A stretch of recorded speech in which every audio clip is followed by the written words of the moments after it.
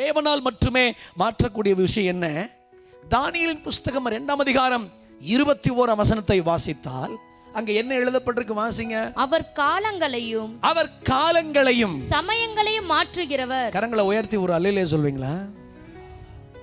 தேவனால் மட்டுமே மாற்றக்கூடிய இரண்டாவது ஒரு விஷயம், கர்த்தருக்கு ஸ்தோத்திரம், தேவனால் மட்டுமே மாற்றக்கூடிய இரண்டாவது ஒரு விஷயம் காலங்கள், சமயங்கள். இந்த காலம் எல்லாம் மாறாதா? இந்த சமயம் எல்லாம் மாறாதா? இந்த சண்டையின் காலங்கள் மாறாதா? இந்த போராட்டத்தின் காலங்கள் மாறாதா? இந்த குடிகார கணவரின் காலங்கள் மாறாதா? சந்தேகப்படுகிற கணவரின் காலங்கள் மாறாதா என்று சொல்லி நீங்கள் மனசில் யோசித்துக் கொண்டிருந்தா, பைபிள்ல ஒரு தீர்க்கதரிசி எழுதுறாரு, ஐயா நாங்கள் பிரசங்கிக்கிற ஆண்டவர் யார்? காலத்தை மாற்றுகிறவர். கரங்களை உயர்த்தி ஆமேன்னு சொல்லுங்க. குடுகுடு டப்பா அடிக்கிறது கிடையாது பாருங்க. நல்ல காலம் பிறக்குது, நல்ல காலம் பிறக்குது சொல்றவர் கிடையாது.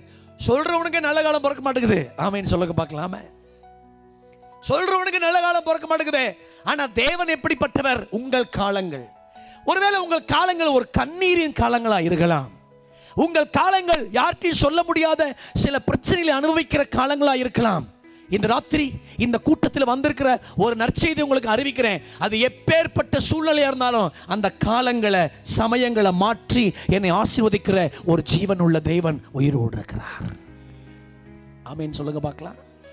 எஸ்தரின் காலத்திலே ஜனங்களை அழிக்க வேண்டும் என்று ஒரு காலத்தை குறித்திருந்தான் ஒரு ராஜா. கிறிஸ்தவர்கள் அழிக்க வேண்டும் என்று கூட பலர் காலத்தை குறிக்கிறார்கள். இவங்களாம் ஒண்ணுமில்லாம போயிடணும். ஐயா, கிறிஸ்தவங்களை அழிச்சிட்டீங்கன்னா இந்த தேசத்துக்கு நன்மை நடக்காதே. கையை உயர்த்தி ஒரு அல்லையிலே சொல்லுங்க பார்க்கலாம்.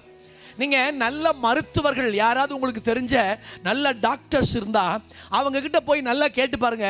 இந்த கொரோனா வந்துச்சே, கொரோனா வந்துச்சா இல்லையா? வரலையா? இங்கே தான் கொத்து கொத்தா செத்தாங்களே. நம்ம எல்லாம் யார் தெரியுமா? 3 கொரோனாவுக்கு தப்பினவர்கள். ஆமா இல்லையா? 3 அலைகளுக்கு தப்பி கிழங்கு மாதிரி உட்கார்ந்துருக்கோம் இன்னைக்கு மாலை கூட்டத்தில். அம்கம் மறுகையாக வேண்டியவர்கள் எல்லாம் முக்காடு போட்டு ஜம்முன்னு உட்காந்துருக்கு இல்லையா? அந்த டாக்டரை போய் கேட்டு பாருங்க. இந்த இந்திய தேசத்துக்கு நேரம் அந்த கொரோனா வந்துச்சே, கண்ணுக்கு தெரியாத ரொம்ப ஸ்மால் கிராமல் இருக்கிற அந்த கிருமி வந்துச்சே, அவங்க சொன்னாங்க இந்தியாவுக்கு வந்த ஸ்பீடில் வந்துருச்சுன்னா தமிழ்நாடு இந்தியா எல்லாம் பாதி அழிஞ்சிருக்கும் சார். ஆனா ஏன் அழியல? இந்த ஜனங்க அங்கங்க ஜூம்ல, கூகுள் மீட்ல 2 பேர் 5 பேர் 3 பேரா வீட்டில் உட்காந்து எங்க தேசத்தை ஆசீர்வதிங்கப்பா, எங்க ஜனங்களை விடுவீங்கப்பா, எங்களை ஆசீர்வதிங்கப்பா, எங்களை ஆசீர்வதிங்கப்பா அப்படின்னு சொல்லி ஜெபித்ததின் விளைவு தேசத்தை கர்த்தர் காப்பாற்றினார். ஐபிசி சர்ச் கன்வென்ஷனுக்கு வந்திருந்தேன் கொரோனா முடிஞ்சதுக்கு அப்புறம். அங்க ஒரு 5 சகோதரிகள் கூட்டத்துக்கு வந்திருந்த போது அந்த சபையின் சகோதரிகள் என்று சொன்னாங்க, பாஸ்டரையா கொரோனால மரண பயத்தினால பாதிக்கப்பட்டிருந்த எல்லாரையும் நாங்கள் 5 பேர் தீர்மானம் எடுத்துட்டோம். யாரெல்லாம் வீட்டுக்குள்ள பயந்து கிடக்குறாங்களோ இன்றைக்கு போய் நற்செய்தி அறிவிப்புன்னு சொல்லி போய் நற்செய்தி அறிவிச்சோம். உள்ளுக்குள்ள வர முடியாது, எல்லாம் வரக்கூட நாங்க வரோம், எங்களை ஒன்றும் செய்யாதுன்னு போய் ஊழியம் செஞ்சு தைரியமா செஞ்சோம். செத்து போயின்னு சொன்ன நினைச்சு அவங்க காலங்களை எல்லாம் ஆண்டவர் மாத்தினாரு. இந்த பாருங்க இந்த கூட்டத்தில் இருந்து உட்கார்ந்து இருக்கிறாங்க. மரண காலங்கள், எத்தனையோ காலங்களை மனிதன் குறிக்கிறான். உன்னை இல்லாம பண்ணிடுவேன், உன்னை ஏதாவது செஞ்சிருவேன், என் காலத்துக்கு முன்னாடி உன்னை ஏதாவது செஞ்சிருவேன். அப்படி யாராவது உங்களுக்கு சவால் விட்டார்களா? இந்த ராத்திரி சொல்ற இந்த ஆண்டவர் ஒருவர் தான் உங்களுக்கு குறிச்சிருக்கிற காலங்களை ஆண்டவர் நிச்சயம் மாற்றுவார். சமயங்களை ஆண்டவர் மாற்றுவார். எஸ்தரின் காலத்திலே அந்த காலம் குறிக்கப்பட்டது. ஆனால் எவன் ஒருவன் காலங்களை குறிச்சானோ அவனுக்கு தான் அந்த காலங்கள் மாறினது தவிர தேவனுடைய பிள்ளைகளுக்கு அந்த காலங்கள் ஆசீர்வாதமா இருந்துச்சு. அப்போஸ்தலர் 12ஆம் அதிகாரத்தில் பேதுரு என்கிற ஒரு மனிதனுக்கு ஒரு காலங்களை குறித்தார்கள். பைபிள் சொல்லுது, அவனுக்கு குறிக்கப்பட்ட நாளுக்கு முந்தின நாளில் ஆண்டவராகிய தேவன் வந்து பேதுருவுக்கு வச்சிருந்த அந்த காலங்களையும் சமயங்களையும் ஆண்டவர் மாற்றினார். உங்கள் காலங்கள் எப்பேற்பட்ட காலங்களாக இருக்கலாம், அந்த காலங்களை எல்லாம் ஆண்டவர் மாற்றுவார். கவனிங்க.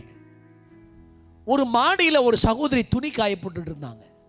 இந்த மாதிரி ஒரு கூட்டம் இதே வசனத்தை வைத்து அந்த ஊழியக்காரர் பிரசங்கம் பண்ணி கொண்டிருந்தார். இந்த ஆண்டவர் காலத்தையும் சமயத்தையும் மாற்றுவார்னு சொன்னோன்னே துணி காய போட்டிருந்த அந்த சகோதரிக்குள்ள இந்த வசனம் செவியில ஏறுனுச்சு. உடனே அந்த கூட்டம் நடத்துகிற அந்த இடத்துக்கு வந்தாங்க. அந்த போதகரை போய் பார்த்தாங்க. ஐயா, இங்க பிரசங்கம் பண்ணாங்க, காலங்களையும் சமயங்களையும் மாற்றுவாங்கன்னு எங்கள் வாழ்க்கையில் ஒரு பெரிய சாப காலம் இருக்குது. இப்போ நான் எங்கள் சொந்தக்காரங்க வீட்டுக்கு வந்திருக்கிறேன். எல்லா வருஷத்துலையும் மே மாதத்தில் எங்கள் வம்சத்தில் யாராவது ஒருத்தவங்க விபத்தில் செத்துக்கிட்டே இருக்கிறாங்க ஐயா, செத்துடுறாங்க. நாங்கள் மே மாதத்தில் சந்தோஷமாக இருக்க முடியாது. ஏதாவது ஒன்று, சின்ன பிள்ளை பெரியவங்க ஏதாவது ஒன்று இயற்கையாக சாகாது, வியாதியில் சாகாது, விபத்தில் சாகும்.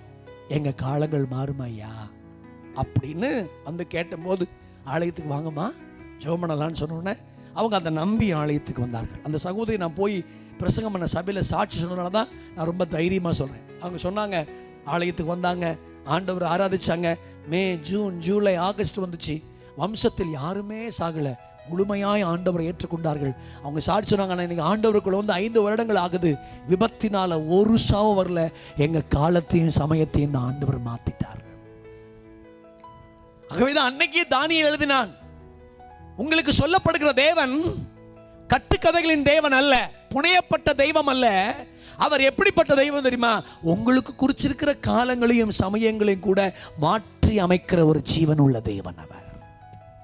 ஒருவேளை வியாதியின் காலங்களா இருக்கலாமா, சவால் விட்ட காலங்களா இருக்கலாம், உங்கள் காலங்களை நிச்சயம் ஆண்டவர் மாற்றுவார்.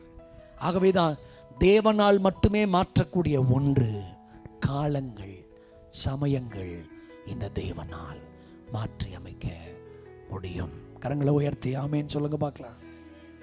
இந்த ராத்திரி கூட்டத்தை மறந்துடாதீங்க. விசுவாசிகளுக்கு சேர்த்தே பிரசங்கம் பண்றோம், கவனிங்க. பொருளாதாரத்தின் நெருக்கடியின் காலங்களாக இருக்கலாம், கைவிடப்பட்ட காலங்களாக இருக்கலாம், சில விஷயங்கள் கைகூடி வராத காலங்களாக இருக்கலாம், தனிமை உணர்வு என்கிற காலங்களாக இருக்கலாம், முன்னேற முடியாத ஒரு காலங்களாக இருக்கலாம், நிறைய கேள்விக்குறிகள் நிறைந்த ஒரு காலங்களாக இருக்கலாம். இந்த காலம், இந்த கூட்டத்துக்கு பிறகு, இந்த சத்தியத்தை கேட்ட பிறகு, இந்த சத்தியம் உங்களை விடுதலையாக்கும். இந்த காலங்களை விட்டு தேவன் உங்களை மாற்றி அமைச்சிருப்பார். நிறைய சாட்சிகளை நீங்கள் சொல்லும்படி உங்கள் வாழ்க்கையை கர்த்தர் நிச்சயம் ஆசீர்வதிப்பார்.